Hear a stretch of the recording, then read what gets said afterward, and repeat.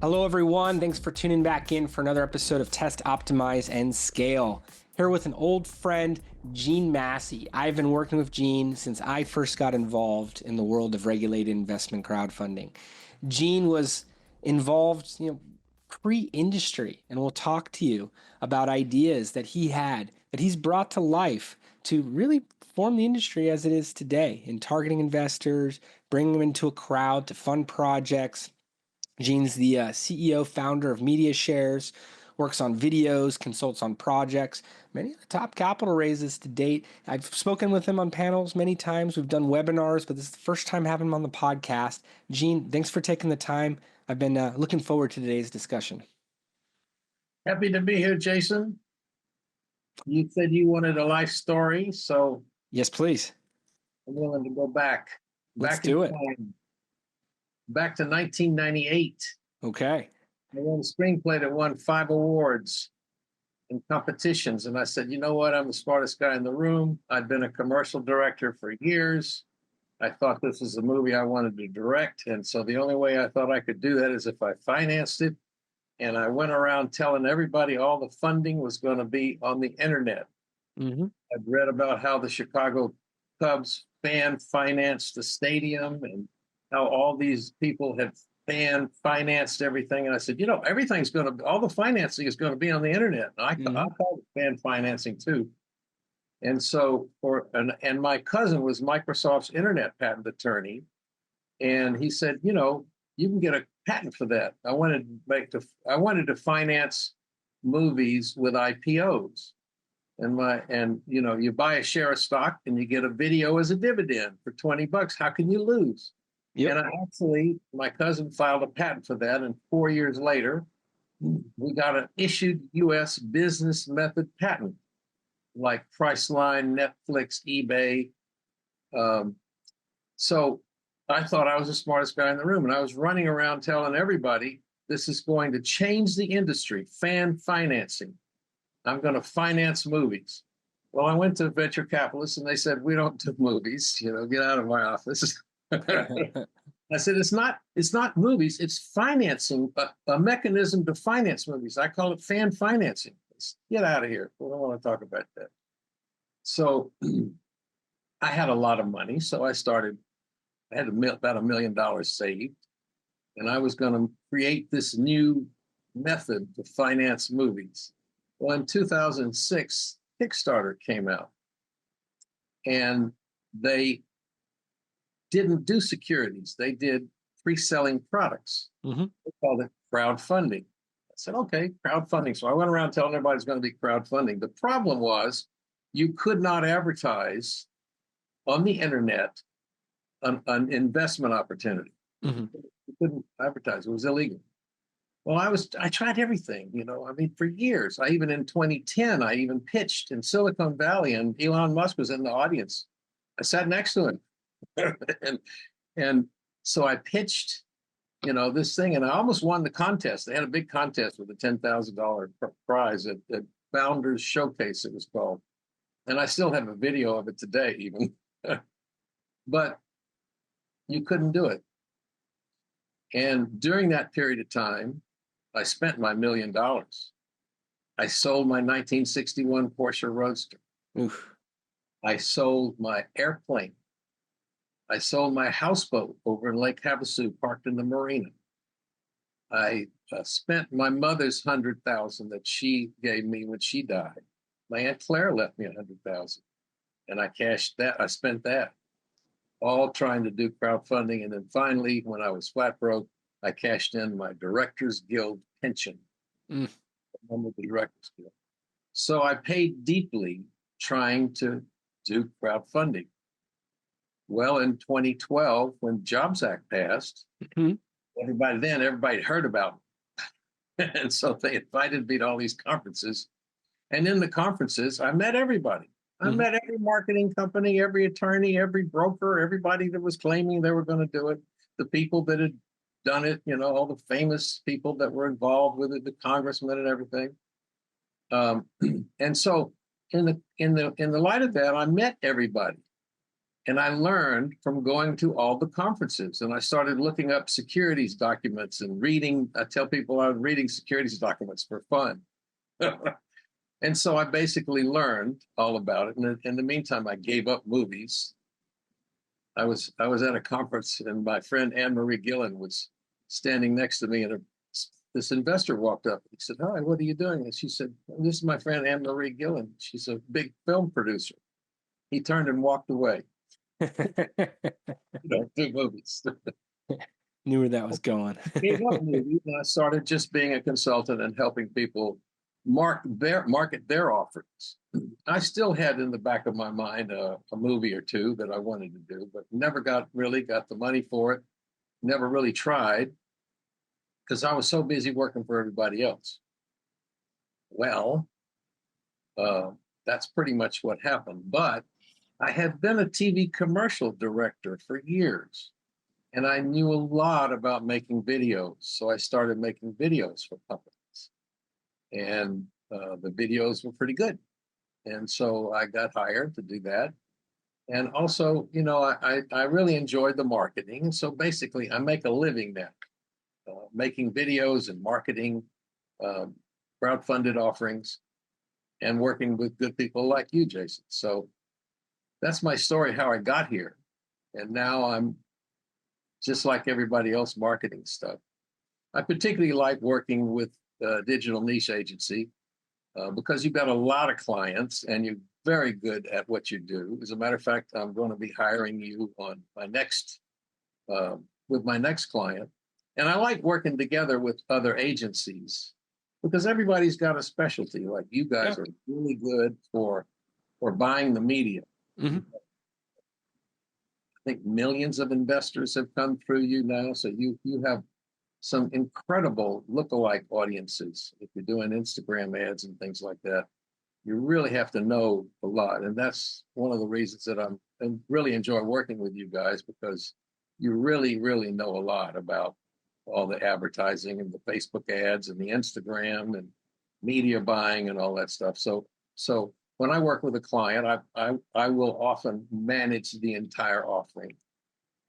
Making sure all the pieces get together and do the emails and do the videos and all that stuff. But it really pays to work with someone like you that does the media buying. I don't do that. You can go find some person that does it. But I like working with you on that because you're really, really very, very good at it. I really appreciate that, Gene. That means a lot coming from you. And hearing about your background, even learning a few extra details myself here. I won't tell you how old I was in 1998. I'll tell you I was in school, but I won't tell you what level of school. Well, But you were in elementary school. I'll tell you how old I am. Somebody said something the other day. That old guy, Gene Massey.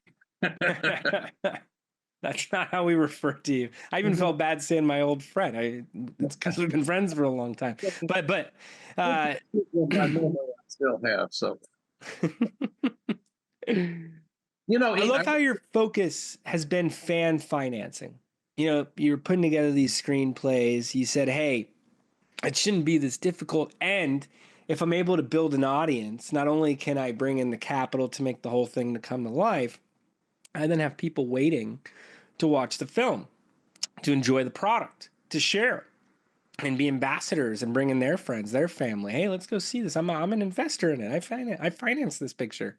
And I can only envision what some of those discussions were like, trying to explain to Hollywood and the entertainment world about fan financing back then. I wish I was in the room with you when you were sitting next to Elon Musk and at that pitch competition and, really championing to make this all happen. I've had Woody Neese on the podcast. I've had Jenny Casson. I've had some other people who brought Reg CF into fruition. And that must have been a joy for you to see the legal side of it all come into play of, hey, now we could advertise, now we could solicit, now we could market online to bring fans to these opportunities. And you were already seeing the success on Kickstarter. Yeah, so it was, hey, Kickstarter for shares now. But here's the problem. Yeah. Everybody wants to see it before they do it. Okay. Disney, I think they bought Maker Studios or something. Rather Oh, I than remember Maker. I knew people over there. pay somebody, $200,000 and invest in something early on, they'll wait till later and pay millions for it after they see it work. They won't come in early. Hmm. So it was very frustrating for me to not be able to do it at the time. And the main reason was that it was against the law. But even after the Jobs Act came out, it was very difficult. Everybody was wary of it. And one of our senators voted against the Jobs Act, here in California. So it was very difficult. And anytime you're investing in a trend, it's like surfing. Mhm. You have to be there for the wave. If the wave's not here yet, you can't surf. And if the wave's gone, you can't surf either. So you kind of have to Timing. For example, AI. Everybody's jumping on the AI thing. Is the wave gone yet? I don't. Probably not. But you had to be all of this at a certain time to really be early. Hmm. And that's the whole thing about crowdfunding. It gives you the opportunity to get in early into things, but you have to have a real nose for it because there are a lot of them that don't go, a lot of them that don't fail, that do fail. And so you really have to have an eye for what you think is going to go. Right place, right time. I look at it as social dynamics. I could play off the example of surfing. Sometimes everyone's paddling to the same spot. Hey, there's a set of waves coming through, the tide, and paddling for it. Sometimes you could position outside of that, but it's very much that with the crowd effect, in my opinion. If I study all of the Reg CF regulation crowdfund campaigns to date, it's the top 10% that get all the investments. The bottom 50% are pretty stagnant. There's really no magic in it. It's work. Oh yeah. You need to replace crowdfunding with marketing, equity marketing, Okay. because it's that important. And you have to be really good at it. We think we're at MediaShares, we think we're really good at making the videos, Hmm. as good as anyone. We've got 5 Telly awards from Clio, New York Festival, the World Fest, the Hamburg. We won a bunch of awards for the video work that we've done over the years. As a matter of fact, I can show you something if you want to see something now. Let's do it. Let's take a look. Let me see what I can find here. I'm going to click on Gene, share. why is the video so important? Well, um, if done right, you get to meet the people, you get to see the story they tell, you get to see their product, you get to learn all about the company in a very condensed, succinct version of their story. And if it's done in the way that we do, we call it advertainment. If it's done um, that way, then it's watchable. The the old way of just showing the product and holding it up and saying, here's our product, you should buy this. Those days are gone. You have to weave it into the story for the company. And people want to hear it in an entertaining way, and they want to hear it professionally. So, we think that's what we do. So let me see if I can find something here for you. I look at it as, while you're pulling it up, encapsulating what a sit down with that founder would entail, would consist of. You're watching the pitch, likely in a more concise manner. You're able to splice in visuals of the product, the audience, the impact, and in the matter of a couple minutes, 5 minutes maybe, really get a good sense of what that company does and where it's going. I don't always understand why some offering pages don't include video. I look at it as a huge missed opportunity, given we have seen success on some of those. So I don't want to say that too loudly, but at the same time, this is your chance to bring your best presentation into a digital arena where you could have millions of people going through the deal and getting that type of experience. Well, not only that, but it has a long tail. and you can make sure that everybody hears the same presentation and for a long time. Mm-hmm. And you can send it out when you're not there.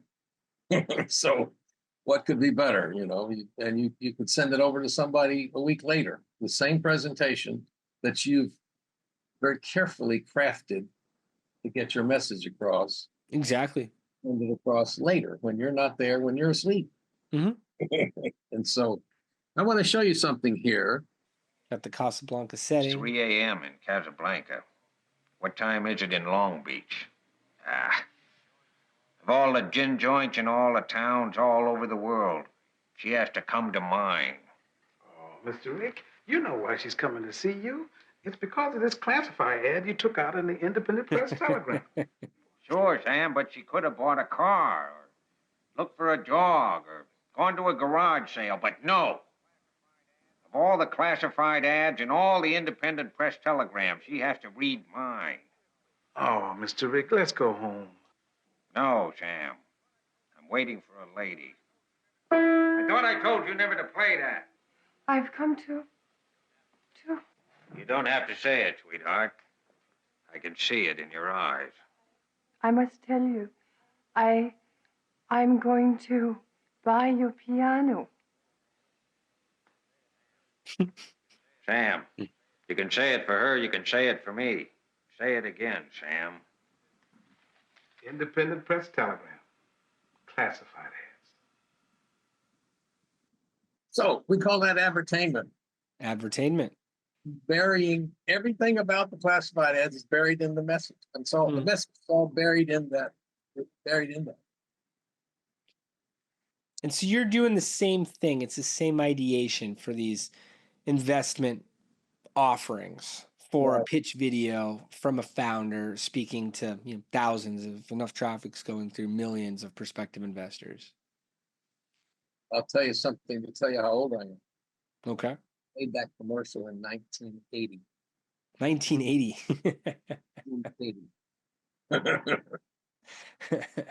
But I'm not dead yet. I'm still here, and I'm still working, and I've got a lot of experience with doing this for years. Mm-hmm. And I'll show you something else. I'll show you a piece. We use a lot of stock footage. I had a client recently that they were a publicly traded company, and they wanted to do a Reg A to raise some more capital. Okay. And they needed a video. They didn't have a single shot. They were a company that's they were a staffing company, and they had no pictures. We even made a logo for them, for this company. It's a new company. And I want to show you what we did with stock footage, because when you see this, you can't help but say, wait a minute, that's some expensive shots, really expensive shots. And you'll see a team, they wanted to talk about the teams that they put together. As a staffing company, they hire people to be with your company. And so this was a commercial made with stock footage, putting a team together. And so keeping costs down, meanwhile making a more engaging video, right, with different clips pulled in, right, and around a Regulation A plus offering, you raise up to $75 million on a Reg A. Right. So here is one made entirely with stock footage. The mission of medical teams is to save lives. Each team member has this goal in mind: to heal. These teams all have one thing in common: they care. They use technology in marvelous new ways to serve. At Futurist, we are a staffing company that builds great teams, and we search the world to find them.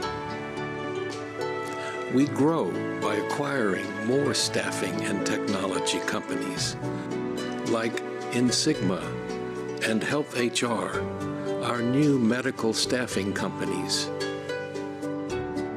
And and we've grown 300% in the last year.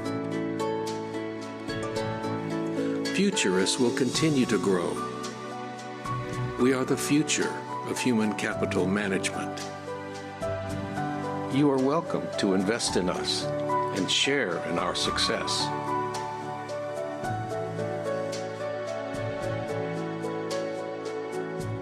You would have fooled me there, Gene. I would have assumed that's the team, that those are real shots of patients and operating equipment. So it definitely creates the right feel for the prospects. Well, for years, I shot $100,000 commercials for Callaway Golf. If I had shot this and they wanted these shots, it would have cost $100,000. This costs nothing. This costs $200 plus our time, of course. $200, you get 10 shots like that. And so that really works.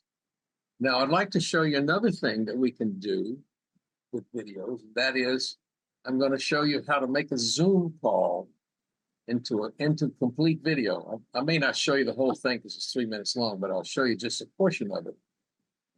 And what you can do with this is you can take a video, a Zoom call rather. Okay, so here, Bill was in Connecticut and I was here. And they said, well, is there some way, do we want to fly you back? I said, no need to fly me back there. So we took Bill in an application called Livestorm, which has a higher resolution than Zoom. It's got a 1920 by 1080 resolution. And so it makes a better picture. And then you're going to see Bill say something here, and we're going to also cut in stock footage. We tell his story with Bill talking.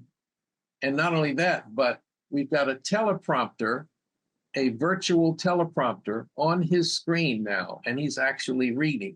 So you've got a Zoom call that he's reading on a teleprompter, and then we cut in the footage, the stock footage, and we make a 60-second video. So I'm going to play that for you.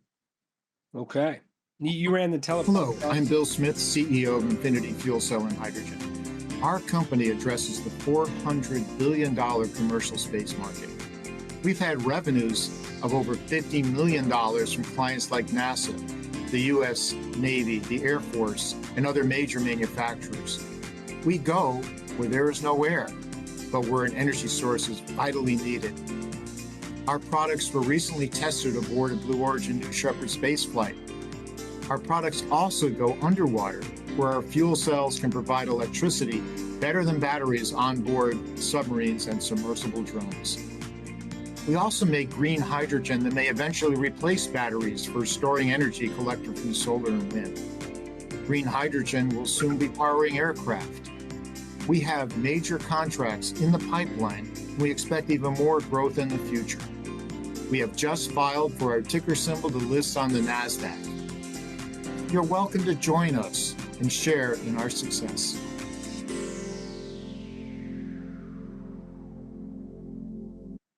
All of those shots are stock footage. Sure. It was all done in a Zoom call. I didn't have to go there and film that. So that's how we can save money for a client and still give them good production values in the video. And with digital, like you said, the collaboration of advertising and video, you could get millions of views.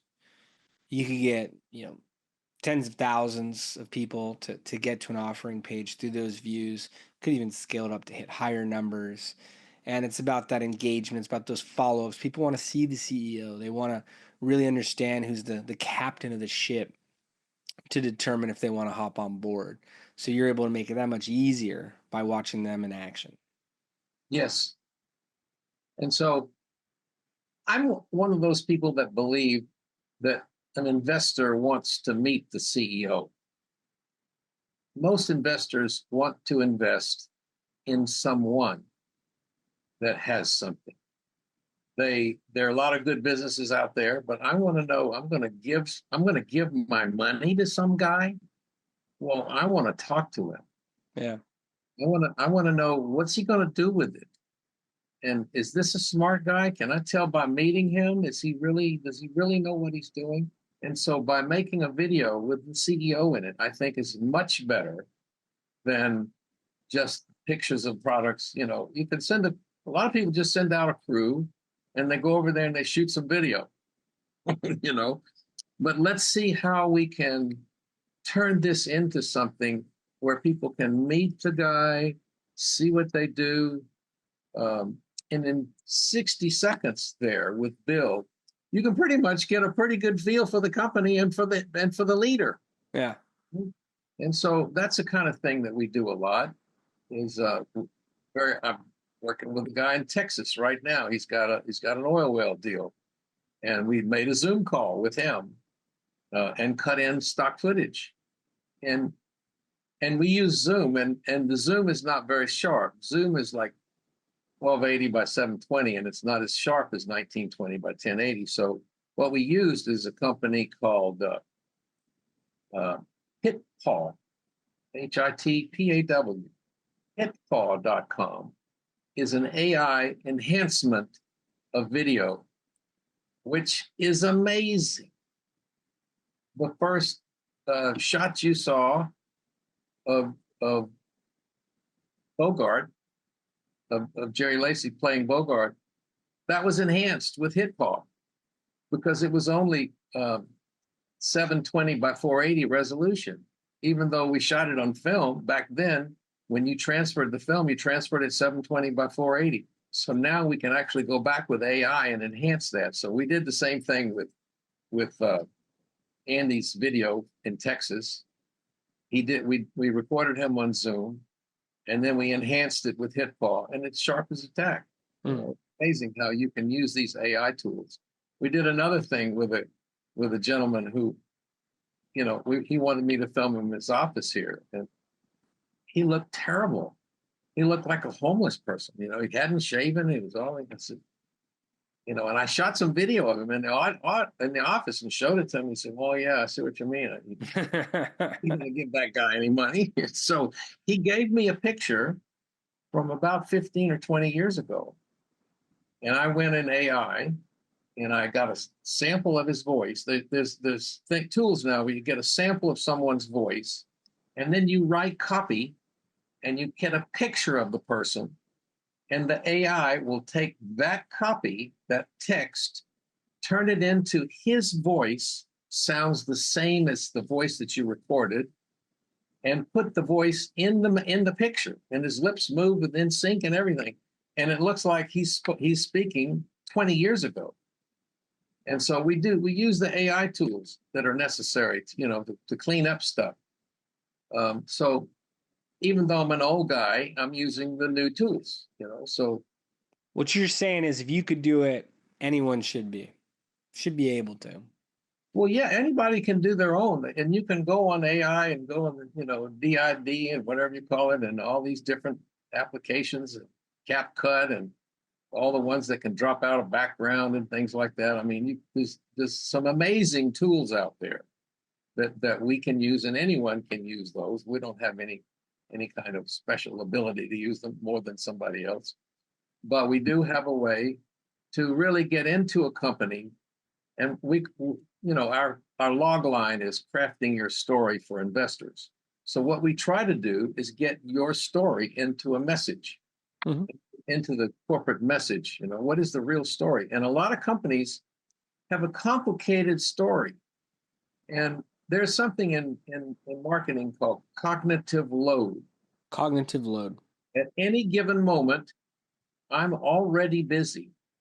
I've got 10 things to do. My wife wants me to do this. I got to make a couple of calls. I got to send that email. I'm late to do this thing, and I'm busy. And you show up and you want to give me an investment message?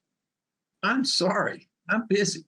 Yeah. I've got cognitive load, and so what you have to do is you have to have something that goes, "Oh no, look at this," and you go, "Oh yeah, oh okay," and you have to have something that grabs them and makes them want to watch the rest. Yes.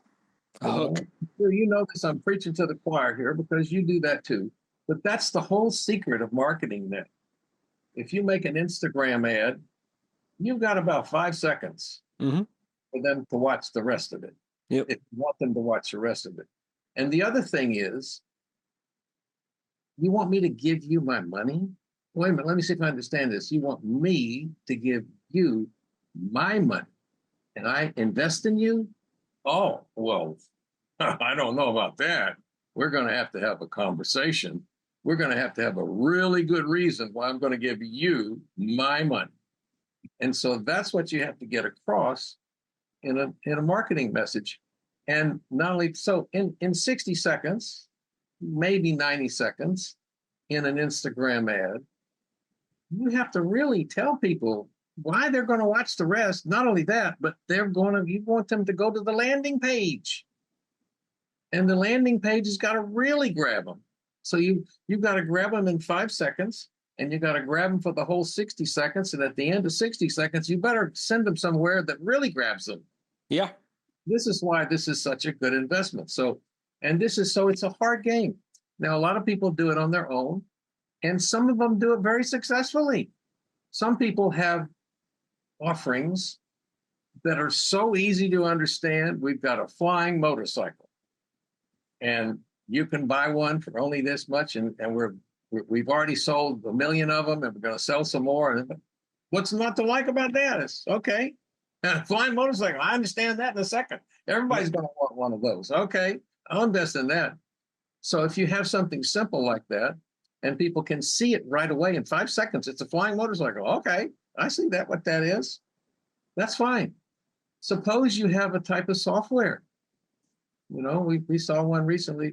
This guy had this very complicated software. How do I explain that? Then it becomes quite difficult. You have to make up examples of what the thing does, and little animated stick figures are probably not going to do it. Well, it's connected to this, and this is connected to this in the video, and you have little stick figures that show in the animation how it works. Probably not going to do it enough. So you have to really get into what the company sells, and understanding it is the challenge, making it very easy for somebody to understand. Now, as you know, we also do emails. And so recently, we wanted to send out an email about ourselves, about how we won our 5th Telly Award last year. All right. So I want to show you something here. Okay. And just as you're pulling that up, I love how you broke out the target audience psychograph of, what are they going through emotionally, mentally?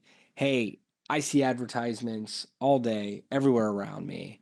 I get asked, that's a good picture, to invest in everything. Why am I going to give you my money? I could buy anything and waste it.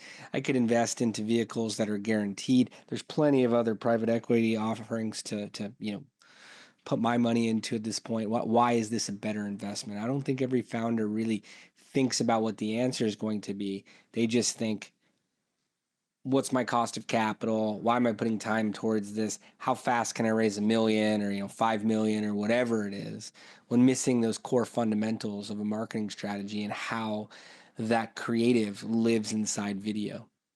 So what are we looking at here? Well, I needed to do an email for MediaShares to say we won our 5th Telly Award. So what I did was I made it into something silly. Okay, I thought I made it into, my wife, Karen, said I should stop bringing all these awards to client meetings. Now, I don't really take them to client meetings, but I wanted to make a joke out of it. So I had her take a picture of me holding all the awards like I was bringing it to a client meeting, right? And my wife said, I stop bringing all these awards to client meetings. She said, just send them to the MediaShares website where they can actually watch the videos. And she also said to stop telling everyone about all the other awards we've won from Clio, the International New York Festival. So by sneaking this in and making it into a joke, that she told me to stop bringing all these awards and telling everybody about them because it makes me look like I have a big ego. So I turned it around and made it into a joke, and yet anyone can look at it and they kind of understand what the joke is, So that's, and I try to do that with emails, make it interesting, and make it so that it's not just, here's the information, we're selling this, please invest here. You try to make it something about it that's really interesting. Now, And yes, emails are difficult because you're going to numbers send, game. we've got 70,000 emails. I'm sure you've got a million, but More here's the joke. More importantly, the response that's produced from that traffic and the quality, what you're taking them with. So I love how you're giving ideas on how to grab people and then how to take them to the next spot. Here's the problem. With mass emails, you can get a lot of trouble if they're not all opted in. If they're not somebody that's asked to see you and you know them and they've got your email already in their database, then you can get in a lot of trouble. So you have to have something called DMARC, SPF, DKIM. And so you can actually take your web URL and do a DMARC lookup. And then this is a recent client that we just got. They don't have a DMARC record on their website. I can't send out an email for them until we fix it. See? So they have to do all these things. This is just a tester. This is the thing. You put your email URL. You put your URL in and test it to see if it's compliant with DMARC, SPF, DKIM. And so this is the kind of plumbing that you have to do. And so you need a company that knows how to do that, or you could get in a lot of trouble. But you send out 70,000 emails, you could be in a lot of trouble pretty quick. And so that's one of the things that we do. We do the plumbing for the whole system besides the video, the emails and all the promotions that you're going to do. It's all very, very tricky for the compliance in every way. So that's something else that we can help with. Well, Gene, I feel like I could look through your portfolio here all day. It's fun sharing ideologies as well in terms of marketing, who you're targeting, what creative you're presenting to them, how you're doing the follow-ups. I thought we could begin to wrap here by asking, a few questions. I want to package some actionable insights for the audience. Starting with testing. I look at marketing as a series of tests. Not just marketing, entrepreneurship, overall growth. What would you recommend that, let's say a founder running an investment crowdfunding campaign test towards their own capital raise? Well, you have to do enough to make a good test. You can't run $10 worth. So we recommend $1,000 spend. Okay. That you engage, you do, you get everyone in the company happy with the ads first. Mm-hmm. And you get MediaShares happy with it, and you're happy with it, and all your friends are happy with it. And you show it to everybody, and they all agree, yeah, that's great, And then you show it to your attorney, make sure it's legal. Mm-hmm. Until somebody sent me one the other day. It had some pictures of cash in it. And I said, you can't show that. You can't show money in the ad. I said, what are you talking about? I said, you can't show pictures of cash, So you have to make it compliant. So you do all of those things, and you show it to your attorney. And then Compliance. You go out to a good lookalike audience like DNA has, or there are other people that do it too. But I like to work with you guys. And you have them send it out to a good lookalike audience. Now, what you could really do, if you're really smart, is pick a couple of audiences, maybe 2 or 3 lookalike audiences that you custom. Maybe it's an oil deal in Texas, so you go a little heavier on Texas people than you do people in Vermont or something, But you test it, and so you spend a little bit of money. And when you find out that those Texas people really bought this, they love it, and then I would focus more on that. And pump money into things that work. What is your take on that? I say it in different words, but completely agree. You want to begin with 4 to 10 audiences to begin, 4 to 10 different creatives. You want the data to show you what's working best. Look to improve everything, but effectively ramp up what's driving for you. But what about optimizing? Meaning, I mentioned about 50% of the issuers out there are pretty stagnant. And we work with groups who were, unsure whether to continue with an equity crowd fund, let alone stay in business. And frankly, weren't going to be able to if they didn't see results. We were able to put numbers on the board. They were able to scale, get it to a good point, and keep launching campaigns since. So I don't recommend giving up. As marketers, we want to be good problem solvers, come up with new things to test out. But what are your approaches? If someone comes to you tomorrow, they're saying we're not seeing performance, maybe running something for them, it's not working. What are the best ways to pivot? Mention that. We have come in when somebody already has a marketing company. Okay. They're already working with one recent client. They got 4.2 million in their crowdfunding campaign, but they spent 2 million in marketing. And they said, can you help us? I said, well, I don't know. Let's try. So we began a series of ads that were entirely different from what they had been doing. And by doing that, they could see, oh, I see what we needed to do. We needed to have the person on camera. Oh, we need to show other types of shots. Okay, those graphics didn't really work for us. Okay, so by massaging it differently and testing, and because everybody's got a UTM link, you can see where it all comes from. You can track it. And you can say, well, that commercial was really good, but that one didn't show up very good at all. So that's how you optimize, I guess. What do you do differently from that? Well, it's more than just picking out the right channels, the right audiences, the right creatives, as I was mentioned before. I like to look inside the performance for each of those, and you could identify pockets of performance. Age, gender, geographical location, device, day and time of week, that you can then carve out even further within a performing ad set, let alone one outside of that. It's by going to those extra layers that we've been able to say, hey, this is where your results are actually coming from. And then, that's a great example that you brought up right there. Group that, wasn't seeing much of a return. It was moving, but not a, huge 10x type level you'd be seeking out on one of these deals, especially to get the right crowd effect around it. What are some examples of, the most successful campaigns you've run, groups that have scaled, and what are some tips towards that?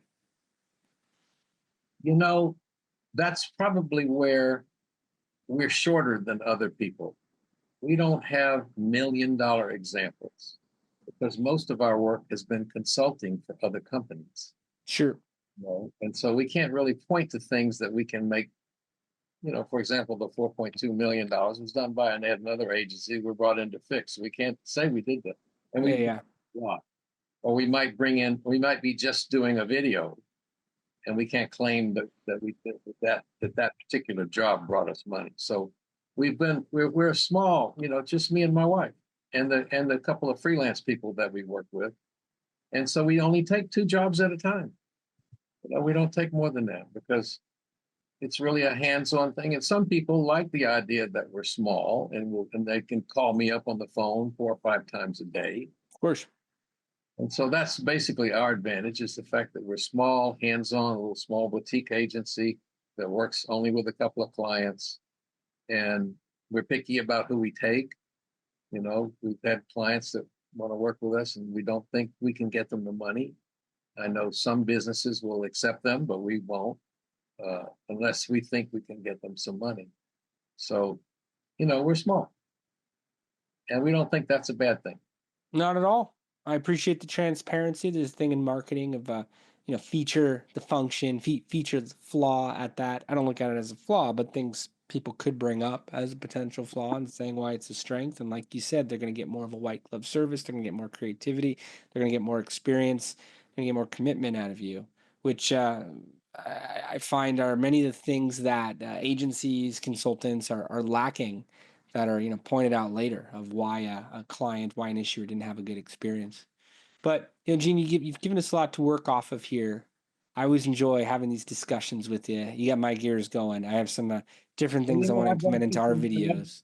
I've watched some jobs in the past, and I'll continue to bring some jobs to you because you have expertise in certain areas that we don't have. We don't have the lookalike audience that you have. We can hire somebody to get that, but it might not be as good as yours, So Ours is pretty unique. I think agencies should do more of that. I think agencies should want to work together with other agencies and not worry about people stealing your clients and all that stuff. Let's see who works well together. And I mean, there's plenty of business for everyone. So why don't we see how we can work together? Rising tides lift all ships. The industry doesn't have enough awareness on its own. We should all be playing towards the same goals together. And I like to say we play well with others, meaning we want to do whatever we can to hit those goals. If there's traffic that we could stack on top of, things we could do to help improve performance. We just want to see those founders succeed, even if we don't have the opportunity to work with them, even if it's just over a marketing discussion, a marketing call, coffee to discuss how well their campaign's going. But Gene, I appreciate you taking the time today. Really want to thank you for that. I know you have a lot of examples that you could share. If listeners, viewers want to continue the conversation with you, maybe check out more of your videos, where's the best place for them to go? And what are any final thoughts you want to leave them with today? Well, I'm on LinkedIn, Gene Massey. You can connect with me, number one. Number two, you can go to MediaShares.com. My email's Gene@MediaShares. That's pretty easy to remember. And I'm okay for people just to call me up.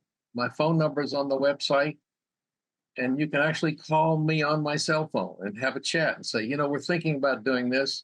What's the sense in it? Is this a good idea? And I know an awful lot of people. Sometimes I can point people to someone like you, and tell them that what your expertise is and what my expertise is and what that other guy's expertise is. Mm-hmm. And so I'm always good for a consultation. People can call me up and gather some information and learn more. And not only that, but I like to help people. We have that in common. I know I welcome a warm marketing discussion anytime as well. Definitely want to encourage the audience here. Take Gene up on his offer. Go to his site, give him a call, reach out to him on LinkedIn. Wealth of knowledge, gentleman at that, and excellent marketing ideas, and transparent learnings to be able to share from. So, Gene, thank you again for hopping on here, doing this piece of content with us, this podcast recording. Want to thank everybody for tuning in as well too, and we'll see you next time. Okay, Jason. Thank you so much. Bye-bye now. My pleasure. Take care, everyone.